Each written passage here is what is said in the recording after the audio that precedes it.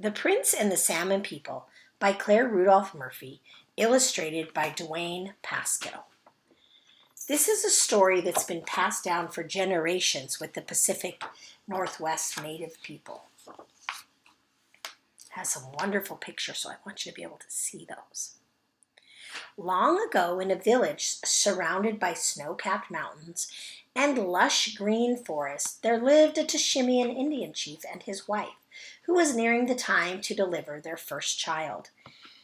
The day she bore the prince, shouts of joy were heard throughout the village, and by the river too, for the very moment of the boy's birth, the first spring salmon of the season swam up the river and into the fishermen's nets. Noayas, the greatest of all shamans, performed the first salmon ritual by the river. He prepared the fish, laying it out on a cedar mat. Then 4 shamans carried the salmon on the mat, following Noayas up to the village. When the procession stopped in front of the village chief's house, the chief held up his new baby for all to see. The villagers cheered and clapped for their new prince. Noayas shook his rattle, blessing the child. This boy is special. He enters our world just as the first spring salmon comes to us. He brings a great gift to our people. He reminds us how important it is to respect and honor the salmon. Later, the shaman placed a necklace with a salmon charm around the baby's neck. When the prince grew older, he wore his necklace every year during the season of the first salmon. The runs were plentiful. He and his companion, a slave boy whom the chief appointed to stay with him, watched the men fishing and longed to join them. Years went by, and his life in the village became busier. Some rituals were performed less often or not at all. The people no longer listened to Noayas. Gradually, the prince forgot to wear his necklace until one day he couldn't even remember where he had put it. That year, he and his companion were finally old enough to catch spring salmon with the men, but almost no fish swam by the village. In the winter, the villagers starved. Every day, the chief and his wife went into the woods with their people to scrape the tree sap underneath the bark for nourishment. One morning, the prince and his companion stayed home and made arrows. After a while, the slave boy started crying because he was hungry. So the prince looked around the house for something his friend could eat. He searched in all his mother's food boxes, but they were all empty. Finally, he untied and opened a large painted box with a small box inside. The smaller box contained a large dried spring salmon, all folded up. The prince cut a small piece off the huge fish, fed it to his friend, and then put the rest away. His parents returned late that evening with fresh sap they had gathered. Immediately, his mother went to the large box, untied it, and opened the small box. "Who has stolen my salmon?" she shouted when she discovered the missing piece. "This is all the dried salmon I have. I've been saving it for 2 years. Finally, the prince answered, "I did, Mother." "Oh," said his mother, shaking him, for she was angry as fire. "You did not care about helping us gather food today, yet now you are hungry and begin to steal." "I did not eat any of it myself," said the prince, starting to cry. "I felt sorry for my companion, who was so hungry he cried all day after you left. So I went looking for food, and when I found your salmon, I fed him a small portion." But the mother would not listen and continued to scold her. When the prince could take it no longer, he left the house. He spoke to his friend, who waited outside. "Get my marten cloak for me, for I am going to leave my mother's house. You stay behind and look after my parents." The prince put on his marten garment and began to travel a long ways in the woods, along the river bank. After many miles, he stopped and felt the pockets of his cloak. In one he found a small piece of mountain goat fat. He smiled, knowing that he would not go hungry, thanks to his friend. Reaching into another pocket, he discovered his lost salmon necklace. He put it around his neck and continued to walk. After a while, the slave boy became so sad that he started crying loudly. "Why do you cry so?" the chief came out and asked. "My young master has run away from home." "Quick, tell the rest of the village." So the prince's companion walked around shouting, "My master has gone away from home tonight, great village." Soon all the people came out carrying bark torches. They searched all night for the prince, but could not find him. From the distant village, the prince saw lights and heard voices, but he ignored them and continued walking. Finally, when he was very tired, he sat down and rested against a tree. After a long while, he heard the sound of distant paddling on the water. Moments later, a large canoe landed below him, and a voice said, "Is it here that we will find him, at the foot of the big tree?" 4 men walked up to the bank where the prince sat. One of them said, "Well, dear little man, one of your uncles has been ill for 2 years, but today you gave him relief. Because of this, he wants you to come visit him." Since he always did what his uncles told him, the prince climbed into the beautiful canoe, adorned with carved and painted salmon, at its bow and stern. The steersman said, "Now lie down and rest." As the men began paddling, the boy fell fast asleep. Stomach aching, the prince dreamed of dried salmon. The young prince awoke when the canoe landed on a sandy beach in front of a large village where children were playing. The cedar houses were decorated with carved figures of spring salmon. In the middle of the village where children were playing. The cedar houses were decorated with carved figures of spring salmon. In the middle of the village stood a very large house adorned with huge carved spring salmon. The fish was painted so brightly that the prince thought it was real.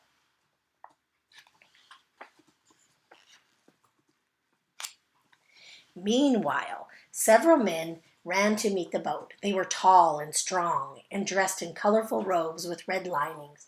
They called him, "Here, Prince! Here, Master! Your uncle the chief has long expected you." They accompanied the prince from the beach to the big cedar plank house. Inside, at the back of the house, the great chief lay stretched out on a mat before a fire, not moving because he was paralyzed. His uncle spoke to his attendants in a great voice. "Spread out a mat on which my nephew may sit." As soon as the prince did so, a little woman appeared at his side and spoke to him. "Do you know who I am?" The prince shook his head. "Ah, that's right. Your elders have forgotten to pass on the stories and honor the rituals." The little woman stared at the prince. "You should know that I am Mouse Woman." The prince nodded. He remembered that once when he was little, his grandfather, the chief, told a story about how Mouse Woman had helped a woman who had turned into a bear. "I am a spirit who can appear as a mouse or as the teeniest of grandmothers. And for payment I will help humans who find themselves in the animal world, as you have." "But what will I give you?" the prince asked, confused. "Isn't that mountain goat fat in your garment there?" The boy nodded. "That will do just fine." Mouse Woman took the tiny piece of fat and began chewing. She chose her next words with care. "Your people believe that animals have bodies and spirits just like humans and can go back and forth between the human and animal worlds. They know that animals such as the salmon people live under the ocean and in their own houses." The prince opened his eyes wide, remembering the carvings on the houses. "I have been brought to the spring salmon people's world?" Mouse Woman nodded. "I must tell you, the salmon people will visit your village only if they are treated well. In the past, your people have honored them in rituals, but these are now forgotten, just as I am forgotten. Your people go hungry because they no longer respect that there are spirits in all things. Because of this, the salmon people feel no obligation to feed them." Just then, the chief of the spring salmon people called out, "It is good that you are here, Prince, so we can teach you our ways, and you can take them back to your people. I have suffered a long time because your mother hoarded me in her food box. The other day I felt so relieved when you spread me out. Thank you." The boy moved closer when his uncle's voice faded to a whisper. "Your mother should not have kept me folded up for 2 years. All dried salmon must be eaten within 1 year." The chief tried to reach out and touch his nephew, but he could not move. "You shall live with me here in my home while you learn our ways. Then, when it is time, you will return to your home." The next day, the prince walked around the village. Mouse Woman again appeared by his side and whispered in his ear, "See these children playing? They look human, but they are all really salmon. You are hungry, touch one of them on the head, and the child will turn into a fish, ready to feed you. The prince was startled and shook his head, but Mouse Woman reassured him, explaining, "You are in the world of the salmon people. All the villagers here are really fish. They know that if you honor them with the rituals and take care of their remains after you eat them, they will come back to life and swim back to their home in the ocean." The prince walked a little while longer, but soon his stomach began to growl. Just then a little boy came up to him, saying, "You are hungry. Let me feed you. Then you will help me swim in the river again." Remembering all that Mouse Woman had told him, the prince touched the boy on the head, and the child turned into a large spring salmon. Suddenly Mouse Woman was at the prince's side. "Now I will instruct you in the proper care of the salmon. First, clean out its insides, then toast the flesh over the fire. When you are finished eating, gather all the bones and remnants, throw them in the river, and then drink your fill of water. If you do this correctly, the salmon will be able to swim back to its home." The prince did as Mouse Woman told him. He ate the salmon, returned its bones to the river, and drank his fill of water. Satisfied, he went back to his uncle's house. As he approached the house, he heard a child's painful cries, "Oh, my eye is sore! My eye is sore!" "You are the cause of his suffering," Mouse Woman told the prince when he entered. "Go and search the hole at the foot of your roasting pit." The prince quickly ran out to the fire and found the eye of the spring salmon and threw it into the river. Just as he did so, the crying stopped. After that, the prince continued to live with the salmon people, learning their ways and practicing their rituals. Back in the Tishimian village, the chief went up into the hills every day to mourn for his son. He fasted and bathed to purify himself, so that the Great Spirit might favor him with the prince's safe return. Finally, in desperation, the chief gathered all the village shamans together, saying, "Tell me whether my son is dead or alive." The holy men and women worked their spells, but none learned what had happened to the prince. So the chief told his attendants to find Noyes Yi, sending them forth with many gifts of tribute. Noyes Yi came to the home of the chief. When he entered, he put on his painted dancing apron, deerskin leggings, and bearskin robe. He placed an amulet around his neck and painted red marks on his face. Then he took his rattle in his right hand and held the white tail of an eagle in his left. Noyes Yi started to sing. His companions joined in, beating skin drums. Finally, the great shaman began dancing around the fire. After Noyes Yi repeated his song 4 times, he stopped in front of the prince's parents. "Your son is not dead. He is alive and lives in the village of the spring salmon people." The parents took comfort in hearing this, while the shaman began to sing and dance around the fire once more. Noyes Yi sang another song 4 times. Then he stood still again. "The spring salmon people took away your son because your people have not properly cared for them. It is the spring salmon chief that you," he pointed to the mother, "have kept dried in your food box for 2 years. You must honor the salmon rituals and not keep dried salmon for more than 1 year. Go now, eat the entire fish, throw its remnants in the river, and drink your fill of water. Then the chief of the spring salmon will be cured and will return your son to you." The prince's father and mother did exactly as Noyes Yi said. And as they did so, the spring salmon chief got up off his mat, walked out of his house for the first time in 2 years. The salmon people rejoiced. In the midst of their singing and dancing, scouts returned to the salmon people's village with news. "Chief, many fresh green cottonwood leaves now grow along the Skeena and Nass rivers. The ice is floating in their currents. This is the sign we have been waiting for. It is spring, time for us to move." The great chief told his tribesmen. Then turning to those who still suffered, he added, "Unfortunately, those of you who are injured will not swim with us this year. If humans do not care for us, we cannot return to them."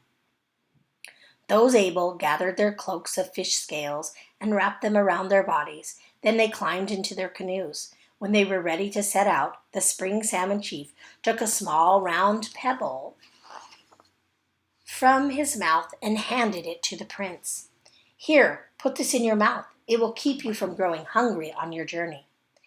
In the Tishimian village, Noais Yi returned to the chief's house and announced, I have seen a vision. The chief of the spring salmon and his people leaving their village today. The prince is with them. Let all your people fast. Have all the women work on the salmon nets, and the men make new poles. We must also ready our fishing platforms on the steep rocks along the canyon's walls. The chief directed his people to follow the shaman's instructions. Meanwhile, the spring salmon people paddled slowly until they came to an island. This was the village of the sockeye salmon, where the people were smaller with bright red skins. The spring salmon chief stopped and told their chief, There are now many cottonwood trees along the Skeena and Nass rivers. Then we will follow you, said the sockeye salmon chief. The canoes of the spring salmon people traveled under the sea until they came upon another village. Here the people were humpbacked and very small. Their flesh was pink. The chief of the spring salmon told the humpback chief about the cottonwood leaves. That is good. We will follow the sockeye salmon people. The spring salmon canoes moved on. After a very long time, they reached an island in the middle of the ocean. Here the prince saw beautiful house fronts painted and carved with the forms and colors of rainbows. Where are we? He asked. Mouse Woman appeared and answered, This is the village of the dog salmon. See those garments in front of the houses? The people here all wear beautiful clothes with purple stripes and have big teeth, too. The spring salmon chief told the dog salmon chief about the good tidings from the Skeena and Nass rivers. That is good what you say, said the other chief. We will follow after the humpback salmon have gone a little distance. After paddling further, the spring salmon people came upon the village of the coho salmon, where all the people had long noses and silvery skins. They stopped here too. What you say is good, said the chief of the coho salmon, but we will wait until late in the fall, just before there is ice on the rivers. The spring salmon people moved along slowly, and after 2 days reached the place where the rivers flowed into the bay. After resting there, the chief stood up in his canoe and said to all his tribe, This is where we must separate. You know your rivers. Go your way. And this they did. The group with the young prince traveled up the Skeena River. There they went up farther and farther until they reached the mouth of the Kittilus Canyon. Here they rested once more. Noais Yi saw this in another vision, so he ordered the villagers to make haste, go down to their platforms, have their nets and poles ready. The great shaman also stood ready to dip his net in the river. As the salmon people began to swim through the canyon, their chief said to his nephew, We are approaching your village, so I will take care of you. As his uncle said this, the prince grew very small and suddenly found himself inside the salmon chief's chest. The spring salmon chief slowly made his way up through the swift waters that flowed through the narrow canyon cliffs. Then he saw the huge net of the great shaman almost filling the canyon, and he knew his journey was over. He said to the prince, Don't let your father dry my flesh. Let him invite the people of all ages to eat my flesh at once. Then you must show them how to follow the ritual, so that I may live again. Soon Noais Yi felt his neck grow so heavy he could not lift it himself. He called his attendant to help him pull it into the platform. Knowing this was the chief of the spring salmon, Noais Yi carefully took the fish out of the net and carried it to shore. Then he turned to one of his attendants and said, Go tell the villagers that I have caught the chief of the spring salmon, who has our prince. Call 4 old shamans to be my helpers. Bring my robes and a new cedar mat. When the 4 shamans arrived, dressed in their ceremonial clothes, they spread out the mat and placed the salmon on it. Noais Yi put on his apron and leggings and his crown of bear claws. The shamans picked up the 4 corners of the mat and slowly walked up to the village chief's house. The great shaman led the way, shaking his rattle and swinging his eagle tail. When they reached the house, the shamans went inside and moved the salmon onto the cedar board.